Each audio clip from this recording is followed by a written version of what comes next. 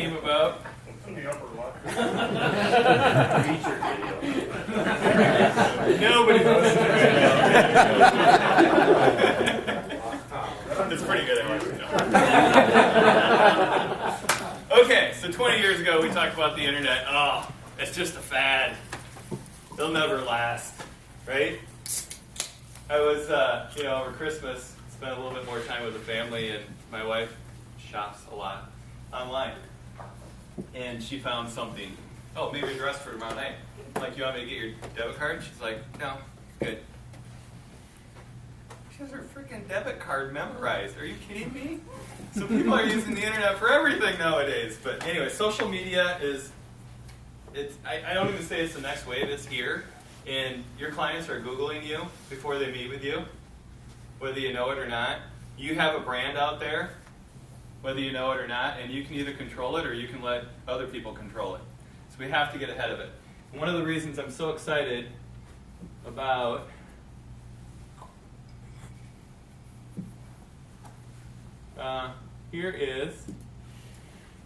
here's Janice's office, Northwest Business Center. They take photos all the time. That looks like the janitor. So they had some sort of meeting.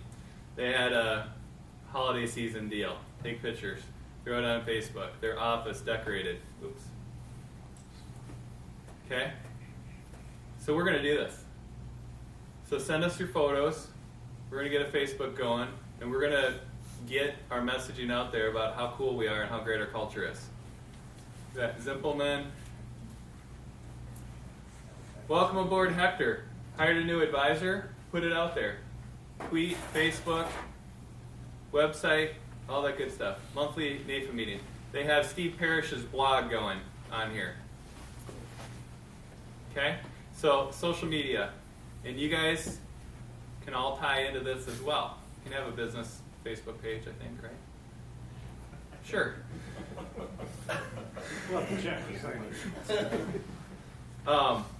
One of the things I need to do every month or every quarter is check your LinkedIn page, and we have to be pals or connections. I would really love to not have to do that. Sometimes it's fun to see what's going on, but if you sign a social monitoring agreement, somebody else does that in corporate, and then you don't have to worry about doing anything wrong. Somebody endorses you, it automatically doesn't allow it. Somebody does a recommendation, it automatically doesn't allow it. So it's a social media, and it works for Facebook, Twitter, LinkedIn, and the next thing that they think of. So we're going to pass those around, so if you would complete that and sign it, I would greatly appreciate it. And then you're free to start building what you want to build out there. Landis Wiley and maybe it was just Landis was in a pilot for this Facebook and LinkedIn stuff. So you can talk to him about it later. Were you liked? I didn't know it was in it. Here's a specific video on our industry. Its fourth lockup expiration today. This time 156 million shares of Facebook hitting. Last few months really underscores their ability to innovate quickly. And okay, so she's talking about Facebook, but she's going to talk about our business here in a second. Their mobile ads are literally orders of magnitude greater than anything we've seen before. Are you seeing advertisers get religion on that front or not? I mean, is it likely that GM comes back and says, we made a huge mistake by getting a divorce from you guys? I think we're going to see a lot more of that coming. Can you be more specific? Well, I think advertisers realize that they need to be where customers are, and we're seeing a seismic shift today in terms of how consumers interact and expect to engage with their friends, with the brands and organizations that matter to them, and social is a crucial part of that mix. You talk about arbitrage opportunity in disruptive innovation, which I think makes a lot of people's eyes glaze over. But your point is that social media is relatively new, and some of these early adopters are really, they're plowing new ground. Can you just talk about that for a second? That's right. I think with any new technology, there's a limited window of opportunity for a first mover advantage. And we're certainly seeing this with social media, where if you're the first insurance agent, or if you're among the first realtor or the first brand to get on and connect with a billion users before that channel becomes spammy, then you have a real advantage, and you gain mind share quickly. And companies that have done a good job of that in your view? Well, if you look at some of the most forward-thinking, innovative companies, Farmers Insurance Group, 24-Hour Fitness, Shackley Corporation, all of these companies are really taking advantage of these new mediums to establish long-standing relationships, loyal relationships with their customers. Yeah, it is a long road. It's just getting started, but some of these guys are making an impact early on. Clara, thank you so much. Good to see you again. So my dream is somebody to have that interview and say the Eastern Iowa Business Center is really innovative and ahead of the game. Okay. Where we at? Let's skip that one. Okay.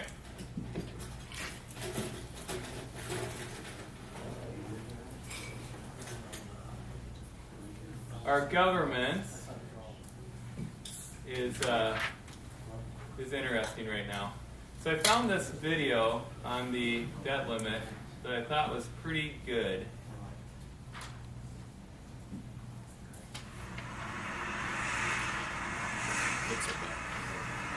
What can I do for you today? I would like to raise my debt limit. Excuse me? My debt limit, I'd like to raise it. Because the last time I checked, Mr. Smith, you were in serious debt. Yeah, it's pretty bad. Maybe we should raise that limit. Yeah, it says here you're $140,270 in debt. Right. So I figured we should raise that limit to about $170,000. I just bought a 60-inch flat screen. Have you ever been to Australia? No. Leaving tomorrow, mate. Do you have some new income that I don't know about? No, I'm still making about 21 grand a year. Okay. And are you still spending $38,000 a year? That's what it says. So you're adding $17,000 a year in debt. Oh, is that what it comes out to? Debt limit going up. Ding. Have you made any cuts in your expenses? Oh, of course, yes. My wife and I cut $380 out of our annual budget. It's $380. Brutal. So you're adding, okay, so you're adding $17,000 a year to your $140,000 in debt, and you cut $380. You say it like that, it makes it not sound like a lot. Hey, maybe you should think about generating some new income, maybe a new job, maybe ask for that raise. Oh, asking for that raise, I'm not comfortable. That's an awkward conversation. I've always been able to raise my debt limit. Yeah, well, this is a little different. Well, how? We're in the middle of a recession, and your credit rating will plummet if you continue to go along this path. I almost had it.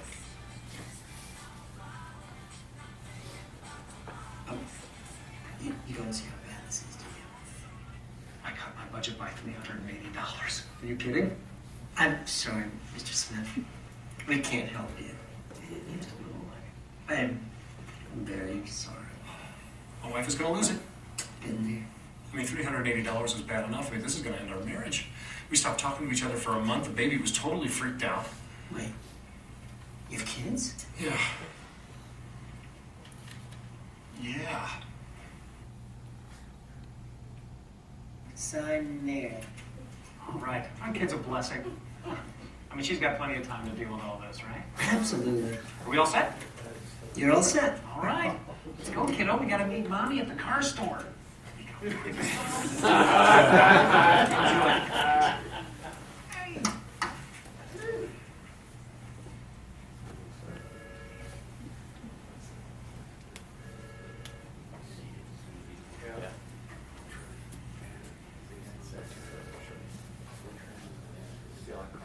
Oh. See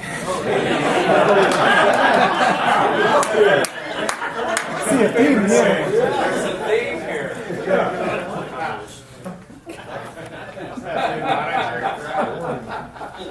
Alright. Evidently, I didn't sign my monitor agreement. Okay, a video I'm going to skip, but I showed this in the fall of fall of 11. Many of you saw it. Basically, it talks about the future of our business, and he is 2015, so we're about 3 years away from that. About somebody that connected via LinkedIn, Facebook, and it kind of led to a sale, an e-app, a thumbprint, blah, blah, blah. I've talked to Greg Lindy about this. We're not that far away. We're not that far away. Yeah, he wasn't sure about the arm thing, but everything else he said is possible. So, in the interest of time, I'm going to skip that one. Okay. The point of the debt limit video is certainly not a political statement. It's just to illustrate it's a mess out there, and our clients are concerned, and they're making irrational decisions. Actually talked to one of Bernie's clients last week, called in. You're on your way to the Iowa State game. And he wanted to move to cash before these yahoos out in Washington screwed it up. Well, it was an annuity with a GMWE, so he couldn't, thank goodness, because he would have missed out on all the return yesterday. So your clients need you, and they need a plan. So, to encourage that, financial strategies, Becky and Jeff, I'm going to hand those out. I attended the NAFA sales caravan in Iowa City when was that, Mike? Because you went to the one in Waterloo. Is that September? October? November? Okay. November. Jeff Caden was there, right? One of the speakers, Anthony something, said, if I was a sales manager and had new people, I would give them a sample plan. Their Project 200, I'd create 200 sample plans and have them give them to Uncle Bob. Instead of going to Uncle Bob and saying, hey, I'm new in the financial services business, you wouldn't want to do a plan with me, would you? No, wait a year or two till I meet it. Or he can go with, here's a sample of what I do with conviction and share all the things that we can do with it. So with that idea, modified it just a little bit, because I think this is even better. Matt Brunson had some input on this, on how we best can use this. And what we came up with is a planning process or a financial plan is fairly intangible. You can't touch it, feel it. It's hard to imagine what that looks like and what that feels like. So each of you have a sample book here. If you like different pages or like it set up differently, we'll make one more sample for you. Just give us the PDF. We'll put it together. And with this size book, we have a limit of 40 pages front and back, so about an 80-page plan. But if I was out there doing this, boy, that turned out, I haven't seen it with a logo on yet. That turned out really good. Meeting a new client, approach talk, identifying goals, trying to figure out how we can add some value to their situation, and talk about, before we go any further, let me tell you about my process. So, 4-step financial planning process. Here's my brochure with my photo on it, my bio. Here's my LinkedIn page. Here's my Facebook page. Here, I'll send you links, whatever that might be. But in addition, so at the end of step 3, we implement the plan. And then once your plan is implemented, I will deliver you this book. So maybe by that point you need an insurance product or an investment product. Maybe we reallocated some things, moved things around. Maybe you created a will, whatever it might be. And then this is your implemented plan. Okay? So in the past, we've used the comb binders to show them where the gaps are. So we'll still do that. So we'll still use the current process to show them the gaps. Then once they implement, they get a fully implemented plan. And the things that I would point out in here is, here's names and addresses of all your advisors. All in one place. Maybe put this in the safe, put it in the safe deposit box, whatever it might be. So names and addresses in there. I'm not on the right page. And the back behind the blue here, this is from the estate planning section of the website. So here's a special message to your kids. My watch goes to my favorite son, and my gun collection goes to the other kid, whatever it might be. Whatever your special message is, you can handwrite it in here. Financial funeral instructions. It's all right here in a bound book. So you are the centerpiece of their financial future. What do you think? Very cool. Good? Good. So, I'm really, really excited about this. I think this is going to lead to much happier clients, well-rounded financial plan, everything's covered, and make you a lot more referable. How long will it take to turn this around, Brian? 30 seconds? 60 seconds? Haven't done it yet, I don't know. Yep. So the process will be, do your financial strategies, print it to PDF, email it to Lisa Witta. She prints off the pages, puts them in the cover, puts it in the heating machine, and it binds it. and you're done. So you have this machine in your office. we have the machine in our office, yes. Is that a softball question? That's good. I like it. You almost whiffed. Still learning. And to have a second pitch. Okay. Good thing it was softball. So the key point is the book is the final plan. Okay? The guy at the NAFID convention actually said, when you deliver the final one, deliver a sample one too, and say, who at your office could use from this? Why don't you give them the sample plan, have them take a look at it, I'll come and pick it up, next week. Presented as this is a valuable book. Even my sample is valuable. So the cost of these are $7.50. If you want to use these for your fiduciary review meetings, you want to use them for something else, I will show you how to order them online. It's going to cost you $7.50.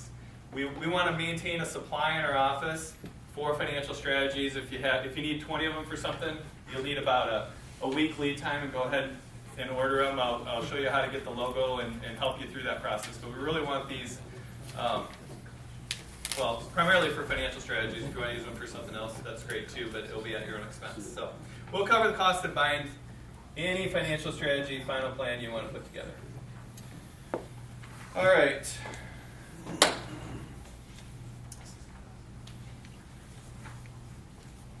Just trying to think how much of this video I want to show. Okay. I want to show you just a quick clip of Don McLaughlin. He is one of the most valuable resources we have in our company, and we're very unique that we have a Don McLaughlin to the extent that he spoke at Main Platform LAM, which is very similar to MDRT for managers. Main Platform, which is the same type caliber speaker you just saw in that MDRT video, and he's with us. And many of you have had conversations with him. Many of you have worked with him for your succession agreements and other things. He's going to be here later today to speak. And what I was going to show you 2 minutes, and I'm going to skip part of it just in the interest of time.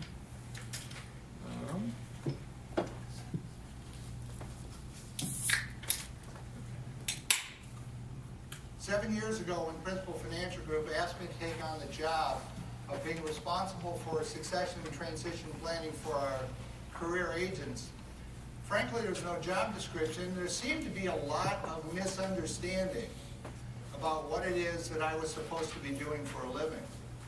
In fact, a few years back, I got a call from one of our senior associates, and he just kind of blurted out on the phone, "So you're the guy they hired to get rid of all us old guys." 30 years of bringing new agents into the business and preparing them to succeed, and suddenly I'm at the other end of the tunnel and I'm the hit man. I understand what he was saying, though. For successful people, the word succession means the end. Loss of power, done, quit, dead. I told him, we're not going to talk about succession. We'll talk about succession planning. See?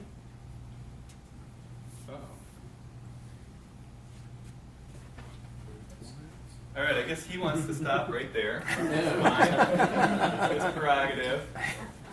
Okay. And I'll catch Don, and we'll get the gist of this. I know we had 4 time slots to meet with him tomorrow morning. We had 12 people sign up. So you guys understand how valuable of a resource he is. So he's going to meet with 4 tomorrow, and then phone conversations with the rest. And the point of what I wanted to set up for him to talk about later today is he talks about 5 years ago, LIMRA did a survey and found that 40% of advisors, 40% of the financial advisors in our industry are going to retire within 10 years. 40% of the sales force for our business is going to retire within 10 years. That was 5 years ago. So I see that as a huge opportunity for the guys and the gals in this room, because you guys are growing. You guys have 15, 20 years in front of you. This is acquisition mode. Actually, my stepsister-in-law, is up in Rochester at Wells Fargo. And she came up to me at Christmas and said, "Hey, do you have any of your guys interested in taking over a book of business?" I go, absolutely. She goes, yeah, we got a guy in the branch down there who's retiring. I go, wait a second, would they have to work for Wells Fargo? And she goes, oh yeah. I go, no. I go, we're in acquisition mode. You know, we're not moving. We're growing. So so think about the opportunity in the industry when you're at NAFA meetings, when you're in a town meeting a client and you see Bob Financial Services on the door. Go in and talk to him. See what's going on. And Don's going to talk about how to have those conversations, get that conversation started. The other point he makes is he shares some research on another Limerick survey that 1 out of 3 Americans want what we have as far as products and services, but only 1 in 5 buy. So a third want it. We know 2/3 need it or 80% need it, but a third actually say, yeah, I'm in the market. 1 out of 5 buy, so 20%. And of that 20% that buys, 2 out of 3 buy from a company or advisor they already have a relationship with. Okay? So you're either, you're a senior advisor with a ton of clients, or you're a new advisor looking to grow. There's opportunity there. And he goes and talks about joint marketing agreements. So it's not arranged marriage, it's not shotgun wedding. We don't do that, but it's an opportunity for a newer advisor to give some service to some of the clients you've acquired over the years, and an opportunity, lost my train of thought there, but anyway, it's all good stuff. Don McLaughlin's going to talk a little bit more about that. Really, it is, yeah. Okay, vision. Jeff, Becky, Mike, and I sat around last week before, we talked about, actually Jeff has taken a Charter Leadership Fellow training course. And it's been 6 or 7 years since I took it, so I've forgotten some of this, but he's like, what do we believe? What are our values and what are our guiding principles? So we believe, and we wrote them down individually and actually came up with very similar answers. We believe everybody is capable of making Premier Club. Leader's Edge. Everybody's capable. We all put our pants on the same way every day. We're all in communities where people need our products and services. We believe everybody is capable of that. We also believe that our clients deserve well-rounded advice, hence the financial strategies, hence what we've been talking about, a diversity advice in multiple areas, whether that's through joint work, if that's not your particular area of expertise, bring somebody else in, leverage our resources. We believe everybody deserves well-rounded advice. We value financial strategies. We value high performance and achievement, and we value innovation. And our guiding principle is it's a fair but unequal world. And there's a lot of, there may be some negative connotation to that. Don't take it that way, please.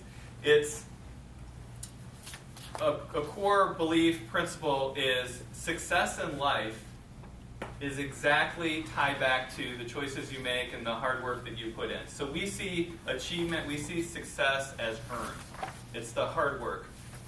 You get a lot luckier when you work hard, right, Jeff? Is that what you said? Something like The harder you work, the luckier you get. There you go. Some Vince Lombardi quote.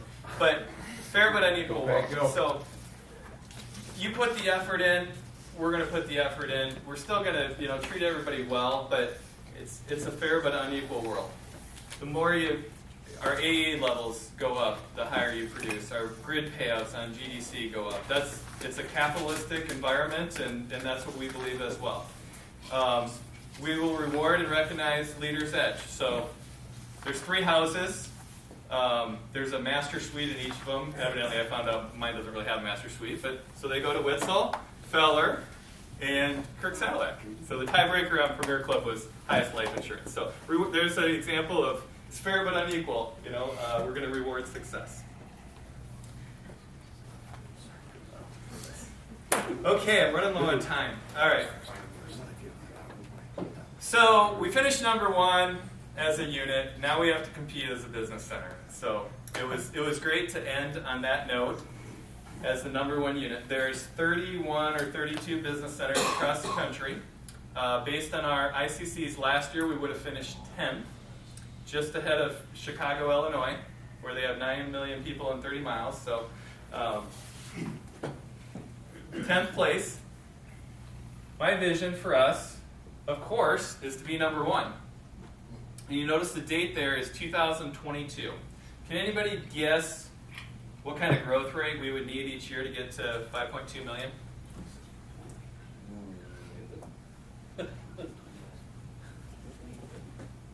15%. This is 15% a year. We can do that. Okay, so how can we do that? What do we really want to focus on? 2 new Premier Club advisors each year. We believe everybody's capable. We're willing to help anybody.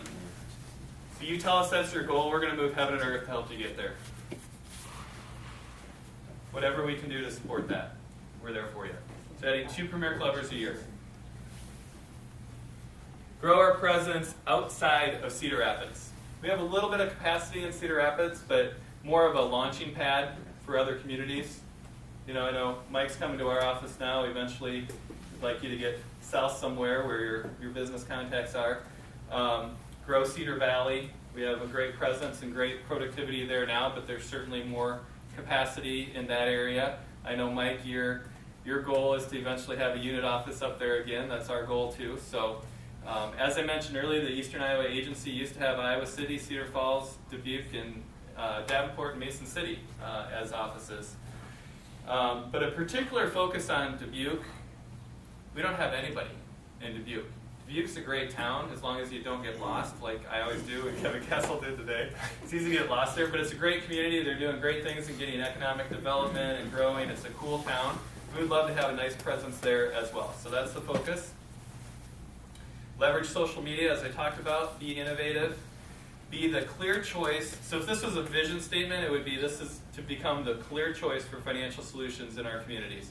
I think we're pretty close.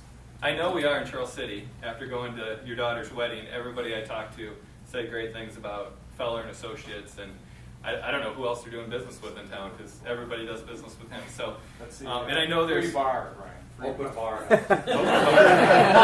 Okay. So Good marketing. Every community we want to be the leader. We want to be the clear choice, clear brand in that town. And then move up one spot on that chart. We're 10th right now, so next year want to be 9th. Year after that, 8th, so on and so forth. Questions? Okay. Well, at this point, I wanted to save time. That's why I kept checking my watch. I wanted to save time for Jim Carbone to come up as our National Vice President of Career Distribution. Welcome, Jim.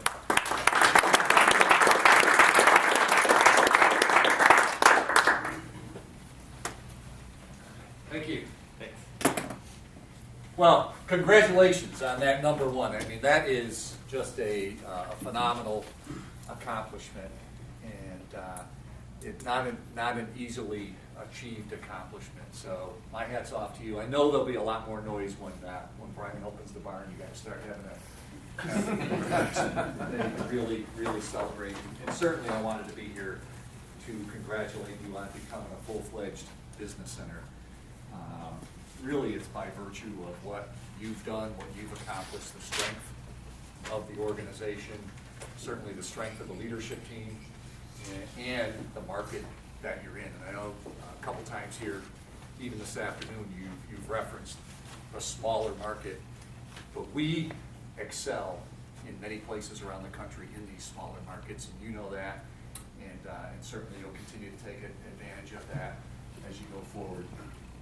I also want to extend my congratulations to all the club qualifiers and MDRT qualifiers. That is just a phenomenal accomplishment. I know that Brian talked about what's it going to cost you to go to MDRT, but those who have gone to MDRT, you've probably heard this. It's going to cost you, fill in the blank, $1,500 to go. But you've probably heard this piece of it. It's going to cost you, fill in the blank, probably somewhere around $25,000 not to go. And that's really what I would ask you to think about, as you think about making that investment. It'll cost you more not to go than it will to go. I guarantee you what you take away from that meeting will come back to you many, many times over in the form of just motivation, ideas, and the collaboration and kind of the connections that you make there. So please seriously give consideration to going.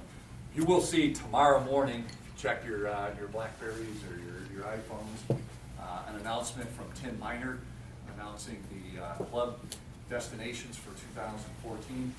I will tell you, we are still very much committed to top-level clubs along with top-level performance, so you will see another international destination for the top-level club, and I hope that's something that you'll get very, very excited about. We are absolutely excited about it.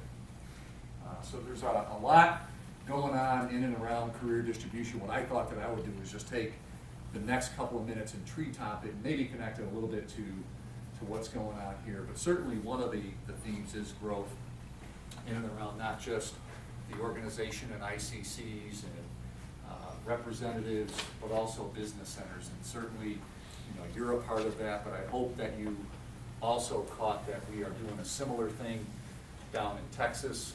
The Dallas part of the Southwest Business Center is becoming a standalone business center under Phil Pierce.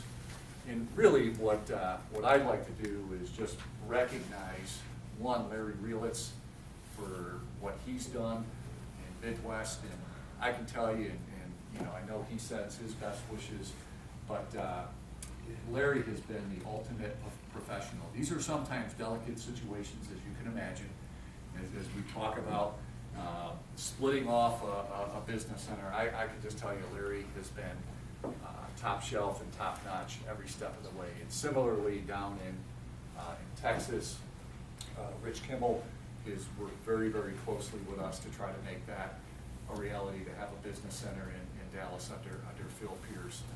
And we'll continue to see growth in our footprint as we go forward and as our reps across the country increase. But really, we don't anticipate a lot of them where we're just kind of making these changes kind of midstream. A lot of times what we'll try to do is just make these changes as natural kind of breaks occur with changes and retirements and so on and so forth. But I want you to know that that is a part of what we see going on in the future. 10 years ago, we saw a lot of consolidation in the industry. Everyone went to these bigger business centers. What we figured out now is to really grow and to be nimble. We need to be rethinking that. From a career distribution standpoint, what we're asked to do as a business unit really is four things. One is to continue to grow sales, and not just grow sales, but to make sure that we're growing sales across all principal product lines. So when you look at Principal, and you look at the businesses that Principal is building, so you look at PGI in the investment business, in RIS in the retirement business, in USIS, the insurance, the risk parts of the business. Really what Career's being asked to do is to sell across all of those product lines. So increasingly, you'll see strategies coming out of career distribution that continue to align us to each one of those businesses, and whether your practice spreads across all of those businesses, or if we were to step back and kind of map your practice out by ICCs or revenue, and it emphasized one of those businesses over the other, we're good with that. Certainly we got the statutory requirements that we all need to pay attention to. I just got an email where all those notices are going out today or tomorrow. So we always need to pay attention to that. But increasingly, we recognize, we're going to be showing some of the stats to our managers here in a couple weeks down in Dallas at our field leaders meeting, that if we were to map out your revenue streams, it's very, very apparent that some of your businesses could be easily characterized as an AUM-focused business. Some we could categorize as a risk-based business. In other words, your primary drivers of revenue are coming from life, DI, and group benefit business. We also know that as we go forward, just with what's going on in the industry, that we're going to begin to see more people focus on the fee-based planning side of the business. So as we talk to our field leadership in January, what we're asking them to do is to really recognize that. And while they need to manage selling across all product lines. What we're gonna ask them to do is to take a closer look at what drives your business, the revenue piece of it. And I know, just from my conversations with Brian, that that's very, very comfortable language with you, and that you are focused on the revenue piece of the business as well as the ICC piece of the business. You'll increasingly hear that terminology coming out of Des Moines as we look at how we can support you in building your practices. So really what we're going to have a lot of conversation about is how do we help you build your practice either across all of those platforms and product lines, or if you're going to build with an emphasis on one of those areas, how do we help you do that, and how do we help you get to a practice that has a revenue coming out of it as a minimum target of $250,000 over your first 5 years in the business. And really, increasingly, we're just going to model that out. And certainly, once you hit that, we encourage you to continue to go beyond those numbers. But that's a little bit of the mindset of what we're focused on. It's very much an advisor-driven approach to the business. That's how we, as an organization, can continue to sell across product lines. What we're being asked to do is sell across product lines and do it in a double-digit fashion. We're just getting all the final numbers for 2012. By all estimates, and I think the numbers are firmly pinned down now, we hit a 13.5% year-over-year growth rate for career distribution, which is really in the range of the target that we were looking for. We have said for the past couple of years we need to be a double-digit growth business for Principal. And I just want to extend my thanks to you for helping us get there. Certainly 26% year over year helps us to drive that number. But I can tell you, it's been a long, long time since career distribution has had true double-digit growth. We had it back in 2007, but there were some product people who were around in that time know that it was driven largely by a pricing situation with a UL product. If you look prior to that, really you're looking back to 2003, 2004 is the last time that career distribution had double-digit growth. So I absolutely thank you for the phenomenal year that you had at helping us get there. We also had a great recruiting year. We hit our recruiting goal, and it's, again, the first time in a number of years that career distribution has hit its recruiting goal. We had a recruiting goal of 335 new reps. We hired 345 new reps, and we'll get the final numbers in net agent count sometime today. I was looking to see if it came in, but we should hit our net agent count number as well for 2012. And I can tell you that's very, very important for us as a team and as an organization, because when a Larry Zimpelman or a Dan Houston or a Tim Miner looks at career distribution, what they're looking at is, can you give us that growth, and are you growing to the scale that we need, so that if we ask you to focus on a particular area or two, that we can count on you getting that job done. And just as an aside, they are asking us to do that in a couple of areas in addition to life insurance. You know, we put a lot of emphasis on the life business over the past couple of years. There's a lot of reason behind that. That is, from an ICC standpoint, a lot of what drives the underlying budget of our business, and it is one of the core businesses that we have that goes way back to the inception of career distribution back in 100+ years ago. We're also being asked to grow the group business a little bit, so the group non-med business, so the group life, short-term, long-term, disability, the vision and dental businesses. If you're in that risk side of the business, I would ask that you give further consideration to that and look at how that may fit in synergistically to your practice. And we do need to come back and make a renewed emphasis on the 401k business as we look to 2013 as well. So overall, we're looking at about a 10% year-on-year growth goal for 2013. We are looking at hiring another 350 producers in 2013. So expectations very, very similar going into 2013. Keep growing double digit and keep hiring and bringing producers on. And I can tell you, there's some companies out in the industry, and you come across it, who aren't doing that. They're holding back, they're pulling product off the shelf, they're limiting hiring. It's really by virtue of something, Brian, that you talked about, the focus on high productivity that allows us to continue to grow career distribution because our financials are in order. And I think, that's just another thing that I would want to emphasize in the couple minutes that I have is you'll continue to see that fiscal discipline, kind of again to your message, of trying not to be like the guy in the video there where we're getting out in front of ourselves, whether that's a product decision or whether it's an investment in the business that we shouldn't be making. We're being very, very diligent and mindful in the investments that we're making, and making sure that they're well thought out. And I can tell you that this decision to make Eastern Iowa Business Center is one that is very, very well thought out, and one that, Brian, I'll kind of throw the challenge out to you. You talked about being number one. I will remind you that we did have one other spin-off, right, about a year or so ago, also from Midwest, and they did, in their first year, achieve that number one spot. So it is doable, and I throw that challenge out to you. And I think this team is up for it. So we'll look forward to see how 2013 rolls out.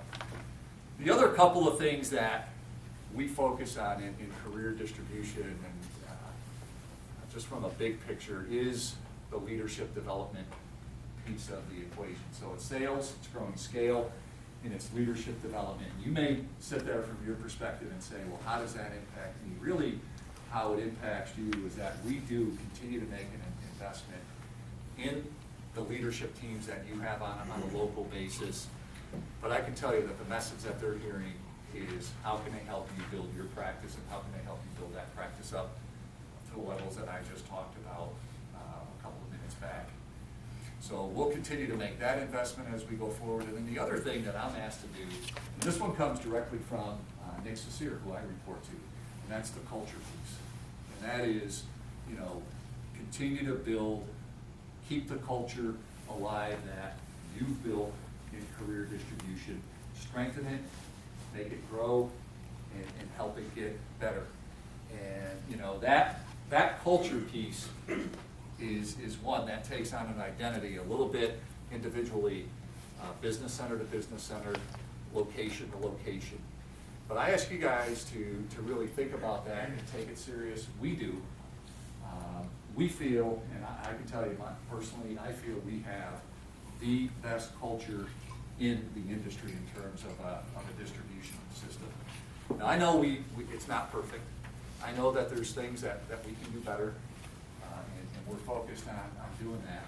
But I can tell you that the clarity and the cohesiveness of our focus as a culture is one that we think can set us apart and can help us get to where we need to go as an organization. So I'll just throw out a couple things that we're focused on.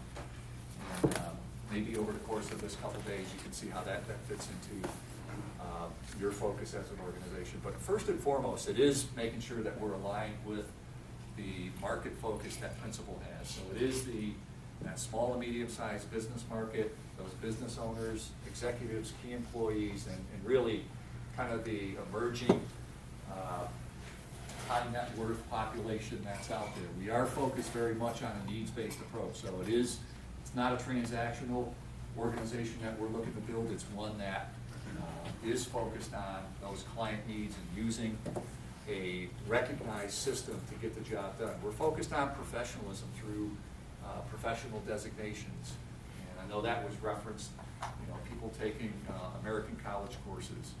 And no matter whether this is your first year in the business or your 31st year, I would encourage you to continue to do that and make that an investment in yourself. We're interested in being a part of the community, and I know that's a big part of what makes this business center work. So I'd encourage you to continue to do that. We're also interested in just that overall high productivity.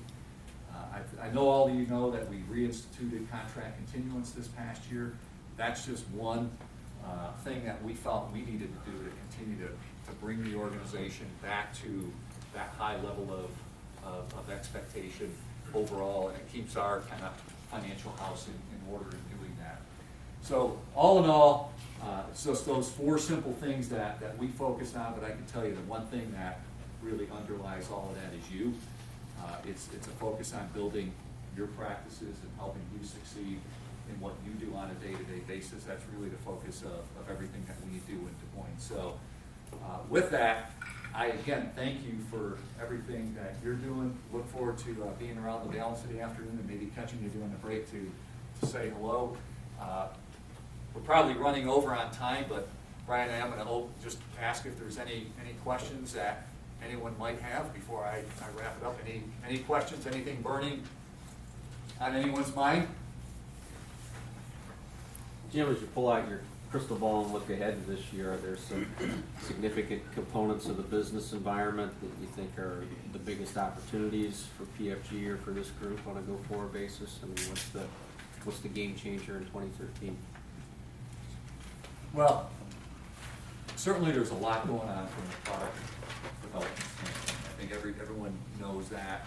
You know, we look at the low interest rate environment that we've been in and we're forecasted to be in going forward into the future. I think when you look at that, and then you look at some of the things that I know Troy is going to talk about in terms of just impacts of some of the changes that we're going through, whether it's from a tax standpoint, really what it spells is a little bit of confusion on the part of our consumer, but a lot of uncertainty in terms of what are the products and what are the product options that are going to be available as we go forward into the future. So to me, the opportunity is to leverage off of people having questions in and around their financial situation, having questions in and around what is going on and how it impacts them, but also recognizing that as we go forward, the solutions that we have, the certainty and the guarantees of the products that we have right now, kind of that bird in the hand approach is one that I'd be very, very much focused on, because there is a lot of uncertainty going forward, and to a large extent through the guarantees of the products that we have and or the managed accounts that we have and or the guarantees within, for example, the annuity products, we can put some of that certainty there. So I think it is going back to some of those fundamentals of planning and the diversified product solutions that we have that are really going to spell the biggest advantages going forward. The product line, I think we're pretty well positioned. Whether you look at the life portfolio, you're going to see some announcements later this month about kind of the critical illness rider, and I think there's opportunity in that regard. We are committed to stay in the secondary guarantee part of the life insurance business. I think everyone knows, is familiar with what we did on the single premium side. We're looking at how we can make sure that our product is priced well so that we can begin to back ourselves away from having to have limitations on the amount of single premium or multiples of target that we have to have in place. I think there's a lot of opportunity there. You know what's happened in the VA business. 60% of the capacity of VA that was out there a year ago doesn't exist anymore. We still have a very, very solid product with the changes that we made last summer. Fund platform, we'll talk a bit about that over the course of the afternoon. A lot of good options there. DI is growing leaps and bounds, and you've got a very, very strong portfolio there. So I think we're solid across the board from a product standpoint. Other questions? Well, again, thank you for everything.